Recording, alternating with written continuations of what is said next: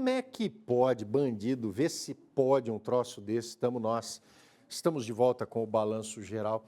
Eles sobem parede, ficam 10 horas de croque, porque entre o telhado e a laje não deve ter tanto espaço. Ficar de croque ali, ó, 10 horas, quieto, sem fazer barulho, porque poderia chamar a atenção. O que será que está andando na laje, na cobertura? É gato? É rato? Isso no Banco do Brasil, na Avenida Marcos de Paula Rafael, no núcleo Meridota, aqui na cidade de Bauru. E, quando deu a hora de cair para dentro, fizeram um fuá. Reportagem de André Cremonese e Alexandre Colim. As fotos mostram policiais civis, militares e principalmente peritos do Instituto de Criminalística em busca de provas que possam ter sido deixadas pelos bandidos. O banco, assaltado pela quadrilha, fica na Avenida Marcos de Paula Rafael, a mais movimentada da zona leste de Bauru. A ação pode ter sido planejada muito tempo antes do crime. Os ladrões conheciam as dificuldades que enfrentariam se decidissem entrar pela porta da frente. A quadrilha usou esse prédio aqui para poder ter acesso ao interior da agência bancária. Esse prédio aqui é um centro velatório e ele fica a maior parte do tempo assim, vazio. Pessoas só vêm até esse lugar quando há um velório em andamento. A polícia isolou toda essa área para que a perícia fosse feita e aqui dá para ter uma ideia do caminho feito pelos criminosos. Aquela parede na cor cinza é a parede da agência bancária. Por aqui teria sido muito mais difícil os 4 criminosos escalarem. É uma altura considerável, tem pelo menos ali uns 15, 16 metros de altura. Aqui, mais difícil. Portanto, existe a possibilidade de que eles tenham acessado o telhado da agência por uma entrada lateral. E é muito provável que eles tenham feito isso no fim da madrugada ou ainda de madrugada. Menos gente nas ruas, menos gente aqui na avenida e muito menos risco de eles serem identificados. É possível que eles tenham utilizado essa entrada lateral. Inclusive tem algumas pegadas ali, ó, do lado esquerdo, e esse é um indicativo de que os criminosos tiveram acesso ao telhado por esse lugar. E por aqui, ou seja, haveria uma facilidade maior para chegar ali no ponto mais alto.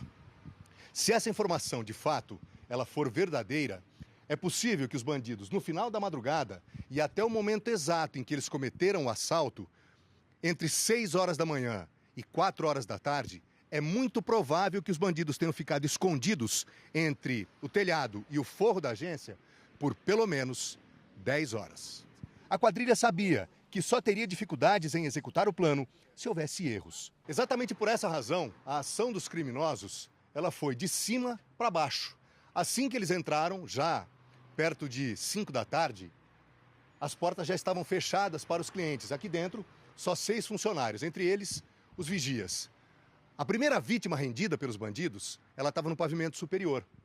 Essa mulher ela foi amarrada, amordaçada, colocada num primeiro momento dentro de um banheiro. E aí os 4 criminosos, eles desceram e aqui embaixo eles renderam as outras vítimas, entre elas os vigias. E aí essas vítimas os levaram até o cofre da agência e lá estavam os malotes com aproximadamente R$500 mil, R$500 mil. E aí os bandidos então, numa ação bem rápida, eles conseguiram ter acesso a esses malotes. Começava aí a fuga da quadrilha. Em plena luz do dia, perto das 5 da tarde, hora de maior movimento na avenida. Todas as peças haviam sido estrategicamente posicionadas. Segundo o que a polícia apurou, os bandidos fizeram o mesmo caminho para fugir da agência. Só que a essa altura, eles carregavam as armas dos vigias que eles roubaram, os malotes e, obviamente, tudo isso tem um peso. Então eles teriam descido, muito provavelmente, por esse caminho e seja por essa entrada lateral ou pela outra, por onde, inclusive, seria muito mais difícil, os bandidos, então, desceram com tudo isso.